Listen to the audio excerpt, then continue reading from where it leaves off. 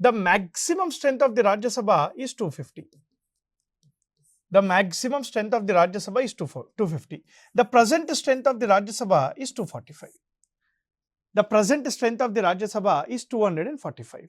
Right? Out of the maximum strength, ఎవరైతే maximum strength ఉన్నారో దీంట్లో 238 వచ్చేసి స్టేట్స్ నుంచి ఉంటారు, రాజ్యాల నుంచి ఉంటారు.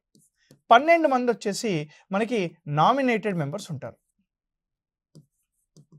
అంటే సింపుల్గా చెప్పాలంటే ఈ 238 ఆర్ ఎలక్టెడ్ అనమాట. మీకు క్లారిటీ కోసం ఎలక్టెడ్ మెంబర్స్ ఉంటారు. So 238 are elected members, 12 people are nominated members. మరి ప్రజెంట్ స్ట్రెంత్ ఎంత ఉంది? The present strength is 245.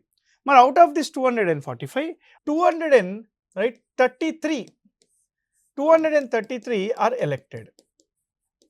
233 are elected. ఎవరు అనుకుంటారు వీళ్ళని?